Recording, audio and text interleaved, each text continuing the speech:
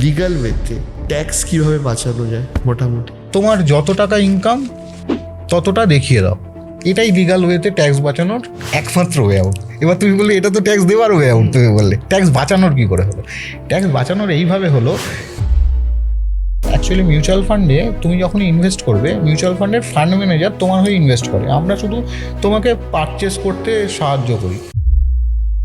SIF যেটা নতুন এসছে, এই এসআইএফ ইনভেস্টমেন্ট নিয়ে একটু বোঝাও, এটা কি এবং এটার বেনিফিট কি এবং কাদের মোটামুটি এখানে ইনভেস্ট করা উচিত?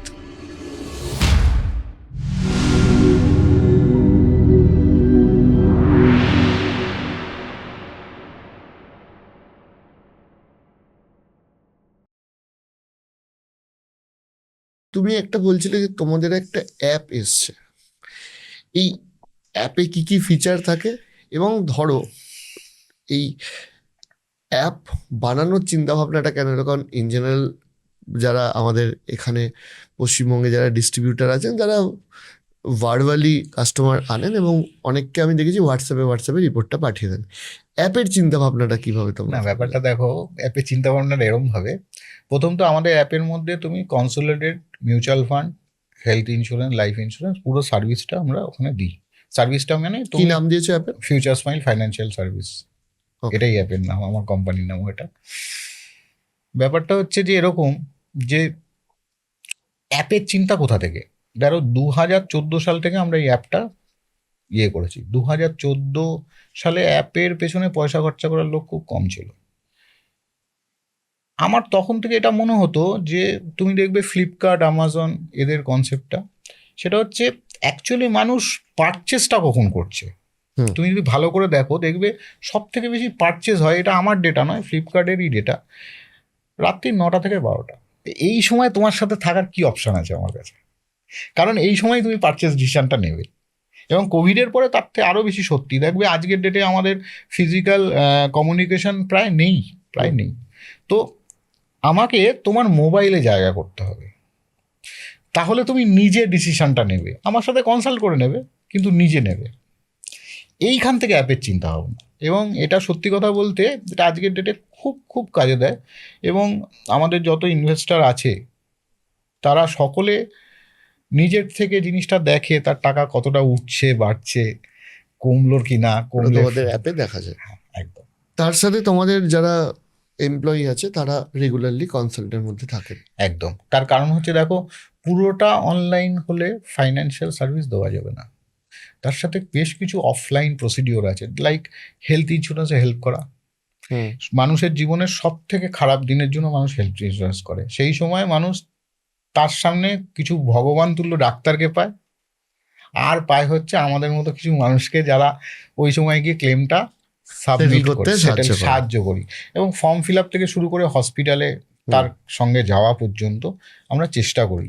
আমাদের টিম রয়েছে তার জন্য ডেডিকেটেড, যে যদি রাত্রিবেলাও প্রয়োজন হয় তাহলে রাত্রিবেলা তার সাথে হসপিটালে পৌঁছে যাওয়ার চেষ্টা করি।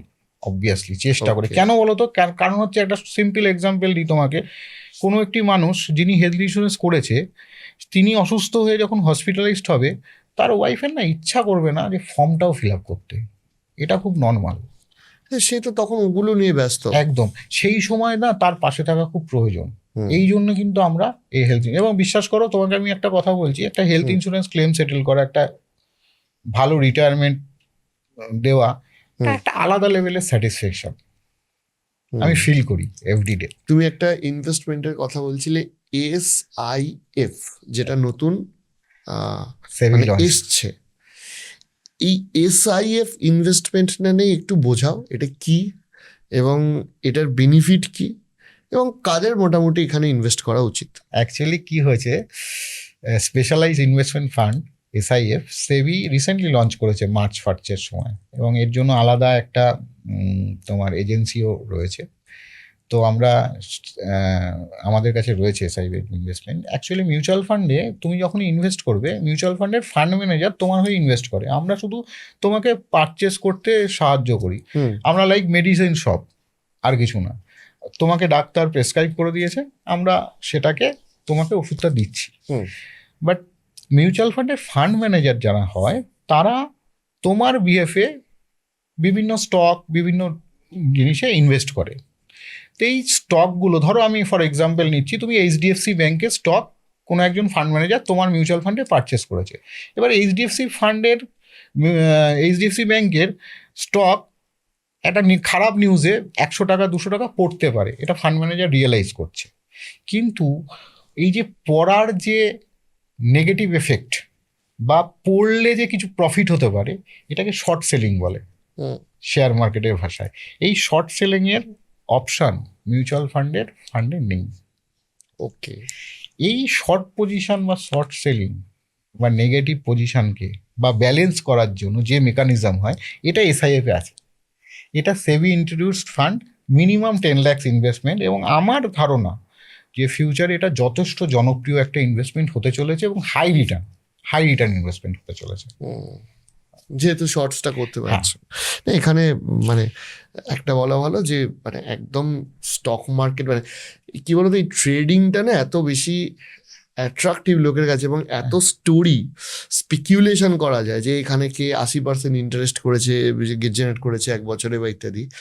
মানুষ খুব দ্রুত এখানে চলে যায়, টাকাটা নষ্ট করে, দিনের শেষে এসে বলে যে পুরো এন্টায়ার ইকুইটি মার্কেটটাই হচ্ছে গ্যাম্বলিং এর মতো, যেটা হয়তো ঠিক নয়। যেটা না, আমি তোমায় বলছি এখানে একটা এক্সাম্পল। অ্যাকচুয়ালি কি হয় জানো তো, ধরো দেখবে আমরা যখন একটু কম বয়সে ছিলাম, একটা ভালো বাইক ফেলে মনে হচ্ছে ঝড়ের মতো উড়ে বেরিয়ে যাবো, ঠিক আছে। কিন্তু তুমি একটা ভালো বাইক রাইডারকে ওই বাইকটা দাও, তুমি পেছনে বসো, সে ঝড়ের মতো উড়ে যাবে না। আচ্ছা, এই এসআইএফটা কি তোমাদের মারফতেও করা সম্ভব? হ্যাঁ, একদম। আচ্ছা, একদম। তাহলে ধরো কোনো ক্লায়েন্ট যখন তোমাদের কাছে যাচ্ছে, মানে ধরো আমি যদি তোমার কাছে যাই, তোমরা তাহলে ইন্স্যুরেন্স, মিউচুয়াল ফান্ড, ট্যাক্সেশন, পুরো ফাইন্যান্সিয়াল প্ল্যানিংটাই তোমরা করে জিএসটি, হ্যাঁ, যা জিএসটি আছে, যে এবার অনেকেই তো আছে। আচ্ছা, এবার একটা কথা বলো, যে এরকম কি কোনো মিনিমাম ক্যাপ আছে যে এই মিনিমাম ক্যাপ নিয়ে এলে তবে তোমরা সেই পোর্টফোলিও হ্যান্ডেলটা করো? না, এরকম কোনো হতেও পারে না, নর্মালি এরকম হয়ও না। না, মৌখিকভাবেও জিজ্ঞেস তবে বলা তো যাবে না। এটা তোমাকে আমি বলতে পারি, যেটা হয় সেটা হচ্ছে অবভিয়াসলি দেখো, আমাদের যে সিস্টেম আছে সেই সিস্টেমে তুমি নিজে ইনভেস্টমেন্ট করতে পারবে, ঠিক আছে, নিজে থেকে। তো আমরা সেই সিস্টেম তৈরি করে রেখেছি। এবার মানে থ্রু দ্য অ্যাপ। হ্যাঁ, থ্রু দ্য অ্যাপ। এবার দেখো, একজন ভালো ইনভেস্টার সে একদম স্মল অ্যামাউন্ট থেকে শুরু করতেই পারে, এটা খুব নর্মাল। আমরা চাই তার ইনভেস্টমেন্ট হ্যাবিট তৈরি হোক। ইনভেস্টমেন্ট হ্যাবিট তৈরি হলে না আমাকে ইনভেস্টমেন্ট করাতে হবে না, এরপর একটা অটোমেটেড প্রসেস, তিনি নিজেই এটা ইন্টারেস্টেড হবেন। এবং আমি আমার নিজের জীবনে তাই দেখেছি। আমি তো ইনভেস্টমেন্ট করি, আমার ইনভেস্টমেন্ট কনসালটেন্ট আছে, তাহলে আমি কোথা থেকে করছি? এটা একটা হ্যাবিট, যদি তোমার গ্রো করে যায় তুমিও করবে। ট্যাক্স সেভিংস ফান্ড বলে একটা ফান্ড আছে, যেহেতু তুমি ট্যাক্সেশনটাও দেখো, ট্যাক্স সেভিংস ফান্ডটা কাদের জন্য বেটার? দেখো কতটা ট্যাক্স সেভ করে? না, ট্যাক্স সেভিংস ফান্ড বলতে যেটা ইএলএসএস ফান্ড ছিল বা আজকের ডেটেও আছে, সেটা আজকের ডেটে এই নিউ ট্যাক্স রিজিম আসার পর থেকে ব্যাপারটা অনেকটাই কমে গেছে, কারণ ওটা আন্ডার এইটিসি ইনভেস্টমেন্টে, যতটা এইটিসি ইনভেস্টমেন্টে যে বেনিফিটগুলো পাওয়া যায়, বলছিলাম, তো এইটিসিতে ট্যাক্স সেভিংস পরে, ইএলএসএস, এইটিসিতে ইন্স্যুরেন্স পরে, পিপিএফ পরে, টোটাল এই পুরো ঘরানাটা, এনপিএসও পরে, হ্যাঁ এনপিএসও পরে 1.5 লাখ টাকা অবধি তুমি ছাড় পেতে পারো যদি তুমি ওল্ড ট্যাক্স রিজিমে পড়ো। এবার দুঃখটা কোথায়? দুঃখটা হচ্ছে এটা, ম্যাক্সিমাম ক্ষেত্রে দেখা যাচ্ছে যে তুমি যদি সমস্ত ইনভেস্টমেন্ট করার পরেও নিউ ট্যাক্স রিজিমে তোমার কম ট্যাক্স পড়ছে অনেক, তাহলে তুমি কেন যাবে? তার মানে এই টাইপগুলো প্রায় অ্যাবসলিউট হতে চলে, মানে প্রায় নেই আজকের ডেটে, কমে গেছে, অনেক কমে গেছে। তুমি একটা কথা বলো, লিগ্যাল ওয়েতে ট্যাক্স কিভাবে বাঁচানো যায় মোটামুটি? সেটা হচ্ছে তোমার যত টাকা ইনকাম ততটা দেখিয়ে দাও, এটাই লিগ্যাল ওয়েতে ট্যাক্স বাঁচানোর একমাত্র ওয়ে আউট। এবার তুমি বললে এটা তো ট্যাক্স দেওয়ার ওয়ে আউট, তুমি বললে ট্যাক্স বাঁচানোর কি করে হলো? ট্যাক্স বাঁচানোর এইভাবে হলো যে তুমি ওই ট্যাক্সটাকে যদি বাঁচাতে যাও, আর সেটা যদি লিগাল ওয়েতে, এটাই অপশান যে তুমি প্রপারলি দেখাও, তুমি জীবনে একবারই ট্যাক্স দেবে, একটা 100 টাকা তুমি একবার দেখিয়ে দিলে, ওটার ওপর জীবনে আর কোনো দিন তোমাকে ট্যাক্স দিতে হবে না, ওটা তোমার ক্যাপিটাল হয়ে গেল। তোমাকে ট্যাক্স দিতে হবে কখন? এই 100 টাকার বেশি তুমি যখন ইনকাম করবে ফিউচারে, এই 100 টাকার উপর দিতে হবে না, আবার এই পরের 100 টাকা টাকাটা। থেকে যে ইন্টারেস্ট আর্ন করলে তার উপর দিতে হবে। এই 100 টাকা আর কোনোদিন দিতে হবে না, তাহলে দেখিয়ে দাও। হুম। আমার আমার আমার আমার আমার অনেক অনেক আইডিয়াস আসছে তোমার সাথে কথা বলে। এবার আমি জিজ্ঞেস করছি যে ধরো বিভিন্ন ফর্মুলা চলে যে তোমার যত বয়স তত দিয়ে মানে 100 থেকে মাইনাস করে ওই পার্সেন্টেজ অফ অ্যামাউন্ট তুমি ইকুইটি ফান্ড বা রিয়েল এস্টেটে রাখো, বাকি টাকা তুমি ডেব্ট ফান্ডে রাখো, ইত্যাদি ইত্যাদি। আমি তোমার থেকে এই হিসাবটা জানতে চাইবো যে এই ধরনের কি কি ধরনের পার্সেন্টেজ বা ক্যালকুলেশন তোমরা ইউজ করো যে একটা লোকের কতটা টাকা মিউচুয়াল ফান্ডে যাবে, রিয়েল এস্টেট যাবে, ইন্স্যুরেন্স যাবে, আর ডেপ্ট ফান্ড মানে ধরো যেগুলো অর্থোডক্স ইনভেস্টমেন্ট রয়েছে সেটা এফডি হোক বা পোস্ট অফিসের বিভিন্ন স্কিম হোক সেখানে যাবে। দেখো, প্রথম আমার মনে হয় প্রপার হেলথ ইন্স্যুরেন্স আর টার্ম ইন্স্যুরেন্স, এই দুটো ফার্স্ট। খুব বেশি টাকা টার্ম ইন্স্যুরেন্স লাগে না। টার্ম ইন্স্যুরেন্সের একটা কনসেপ্ট আছে, সেটা হচ্ছে যে বেশি দিনের জন্য টার্ম ইন্স্যুরেন্স। হ্যাঁ, আমি জেনারেলি এটাকে সহমত নই। কীরকম আমি তোমায় বলছি, মনে করো আমার বয়স 30, আমি 30 বছরের জন্য টার্ম ইন্স্যুরেন্স করলাম। যত বেশি দিনের জন্য আমি টার্ম ইন্স্যুরেন্স করব তত বেশি প্রিমিয়াম আমাকে দিতে হবে, ঠিক আছে? তো আমি না অ্যাকচুয়ালি কি করা উচিত, আমি টার্ম ইন্স্যুরেন্সটা কেন করছি, আমার প্রথম সেই বক্তব্যতে ফিরে আসি যে আমি টার্ম ইন্স্যুরেন্স এর জন্য করছি যে আমার 1 লাখ টাকা ইনকাম ছিল, এটাকে যদি কোনোভাবে আমার কিছু হয়ে যায় তাহলে 1 লাখ টাকা যেন বাড়ির লোক পায়, অর্থাৎ 2 কোটি টাকার টার্ম ইন্স্যুরেন্স, ঠিক আছে? তা এই সারা জীবন ধরে 2 কোটি টাকা বাড়ির লোক পায় এই অবস্থা আমার থাকবে, নাকি আমি জীবনে কিছু করব? এটা খুব বড় প্রশ্ন। যদি আমি আগামী 10-15 বছরে 2 কোটি টাকা জমিয়ে নিতে পারি, তাহলে তো টার্ম ইন্স্যুরেন্স আর কোনো দরকার প্রয়োজন নেই। তাহলে ওই শর্ট টার্মের টার্ম ইন্স্যুরেন্স করো, প্রিমিয়াম অনেক কম লাগবে। 10 বছর পরে আবার ডিসিশন নেবে টার্ম ইন্স্যুরেন্স করার, 10 বছরের করো। এটা হচ্ছে প্রথম। 10 বছর পরে দেখা যাবে যে 2 কোটির মধ্যে তুমি অলরেডি 1.5 কোটি টাকা জমিয়ে ফেলেছো, তাহলে 50 লাখের লাগবে। এটা হচ্ছে প্রথম। সেকেন্ড হচ্ছে হেলথ ইন্স্যুরেন্স, এটা সেকেন্ড। এটা প্রপার থাকা উচিত। অবভিয়াসলি তোমার যত টাকার অ্যাসেট আছে তত টাকার অন্তত। থার্ড, এই দুটো যখন তোমার মানে যদি তোমার মানে মিউচুয়াল ফান্ড বা এই সমস্ত মিলিয়ে 50 লাখ টাকা থাকে, হ্যাঁ, তাহলে অন্তত 50 লাখ টাকা তোমার থাকতে হবে। ইটস নট অ্যাপ্লিকেবল ফর যাদের অনেকটা অ্যাসেট রয়েছে, তাদের জন্য হয়তো সম্ভব। তাদের জন্য অ্যাপ্লিকেবল। অন্তত আজকের ডেটে 2-4-5 কোটি টাকার হেলথ ইন্স্যুরেন্স খুব কমন। হ্যাঁ, ওয়ান্স ইয়ার তো ভেরি কমন, ভেরি কমন। আরে তুমি অ্যাপোলোতে বা নাম নেওয়া উচিত না, মানে যে কোনো স্ট্যান্ডার্ড স্পেশালিটি হসপিটালে আমি নিজের চোখে দেখেছি যে 7-8 দিনে 12 থেকে 14 লাখ টাকা বিল হতো। আমি তোমায় বলছি, তুমি প্রত্যেক দিন একটা করে 40 লাখ অ্যাবভ বিল দেখতে পাবে, তুমি গিয়ে থাকো প্রত্যেক দিন। আর সব থেকে বড় বিষয় জানো, এগুলো কোন রোগ, মানে এগুলো ডায়াবেটিক, হাইপার টেনশন এই রকমের রোগ নয়, এগুলো কোনো অপারেশন রোগ নয়, এগুলো হচ্ছে অ্যাক্সিডেন্ট। ইয়াং জেনারেশনের যেটা হতে পারে সব অ্যাক্সিডেন্ট, একটা কোনো ইলেকট্রিক শক হয়েছে, রয়ে গেছে, বা বাইক অ্যাক্সিডেন্ট, এই ধরনের রোগেই একমাত্র 30-40-50 লাখ টাকা বিল হতে পারে। কোনো নর্মাল একটা অপারেশনে এটা হতে পারে না। তাহলে এই টার্ম ইন্স্যুরেন্সটা ভেরি এমার্জেন্সি সিচুয়েশন, খুব ইম্পর্টেন্ট। এবং এর পরে যেটা রইলো, তুমি বললে যে কতটা ইনভেস্টমেন্ট করা উচিত, কতটা ইনভেস্টমেন্ট এবং কোথায়। দেখো, কোথায় ডিসিশনটা পরে নিও, তোমার জন্য অনেক টাইম আছে কোথায়, কারণ এমন অনেক জায়গা আছে যেটা তোমার জন্য ওপেনই নয়। মনে করো আমি আজকে থেকে সবে জমানো শুরু করলাম, তাহলে আমার জন্য ল্যান্ড ওপেন নয়, ফ্ল্যাট ওপেন নয়, গোল্ড অল্প অল্প করে ওপেন, তাহলে একটা গাড়ি আমার জন্য ওপেন নয়, তাও নয়, সভরেন গোল্ড বন্ড গভর্নমেন্ট বন্ধ করে দিয়েছে। তাহলে আমার জন্য ওপেন কি, গাড়ি তো ইনভেস্টমেন্ট নয়ও না, আমি বলছি তাহলে আমার জন্য যেটা ওপেন সেটা করে ফেলো। সেটা কি, সেটা হচ্ছে মিউচুয়াল ফান্ড, এফডি, আরডি, যা ইচ্ছা তুমি করে ফেলো।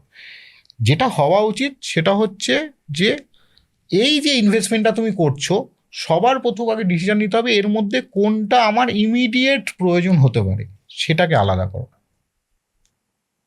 এটা ইম্পর্টেন্ট সব থেকে বেশি, কতটা কোথায় তার থেকে বেশি এটা ইম্পর্টেন্ট। যে আমার ইমিডিয়েট 1 বছর পরে আমি বন্ধুদের নিয়ে পার্টি দেবো, আমার 10,000 টাকা আমি টোটাল ইনভেস্ট করবো, তার মধ্যে 2,000 টাকা আমার এর প্রয়োজন, তাহলে 2,000 আলাদা করো। 8,000 টাকা যেটা রইল, এই 8,000 টাকার মধ্যে আমার ধারণা যে অ্যাটলিস্ট 1/3 তোমার লিকুইড ফান্ড বা বন্ডে থাকা উচিত, আর 2/3 রিস্কি এলিমেন্টে থাকা উচিত, লাইক স্মল ক্যাপ। আমি এখানেও আসতাম যে এই যে ফান্ডের যে ক্যালকুলেশন, যে আমি কতটা ইন্ডেক্সে যাব, কতটা মানে এখন তো মাল্টি ক্যাপ এই সেক্টর ওয়াইজ বিভিন্ন ফান্ড সেগুলো আছে, আবার স্মল ক্যাপ রয়েছে, হাইব্রিড ফান্ড রয়েছে, কোন কোন ধরনের ফান্ডগুলো ইউজ করব? দেখো ব্যাপারটা হচ্ছে কি হয়, মানে আমি তোমাকে আজকে বললাম যে তুমি স্মল ক্যাপে যাও, হুম তুমি স্মল ক্যাপে গেলে আমি ঠিক নাও হতে পারি, হুম ফার্স্ট এটা ধরতে হবে। এবার এই ঠিক আর ভুলের এররটা কত বলো তো, 1 থেকে 1.5% লং টার্মে, একদম। এর থেকে বেশি নয়। এই 1 থেকে 1.5%-এর জন্যে আমার পার্সোনালি যেটা মনে হয় সেটা হচ্ছে তোমার নিজের মনে যেটা আসছে তুমি সেটা ইনভেস্ট করো হাফ, আর আমার কথা ইনভেস্ট করো হাফ। গুগল দেখো না, কেন দেখো না? বিকজ গুগলে তোমাকে কি বলছে দেখো, লাস্ট 5 বছর লাস্ট 5 বছরের টপ ফান্ড। তুমি আমাকে বলো যে সল্টলেক নিউ টাউনে একটা জমি এরিয়ার লাস্ট 10 বছরে প্রচুর বেড়েছে, হুম তুমি সেই জমিটা কিনবে? সেই জমিটা 10 বছর আরও বাড়বে? নাকি তুমি এরকম কোনো পারচেস করবে যে জমিটা বাড়েনি? হুম গুগল তো সেগুলো দেখায় যেগুলো বেড়েছে, হুম সেটা কখনোই ভালো ইনভেস্টমেন্ট নয়। আমার যেটা ফিলোসফি বলে, তুমি কিছু বোঝো না, তো তুমি ওই কিছু বোঝো না থেকেই নিজের মন থেকে যেটা ইচ্ছে করছে সেটা করো, আর 50% আমার কথাই শোনো। এরম হতে পারে তুমি ঠিক 10 বছর পর, আমি ভুল। এরম হতে পারে আমি ঠিক তুমি ভুল, অ্যাভারেজ হয়ে যাবে। কিন্তু ইনভেস্টমেন্টটা শুরু করো, ওটা ইম্পর্টেন্ট। এই ডিসিশনটার জন্য যদি একদিন নষ্ট করো, তাহলে ওই একদিনে তোমার লাইফের বেশ কিছু লস তুমি করলে।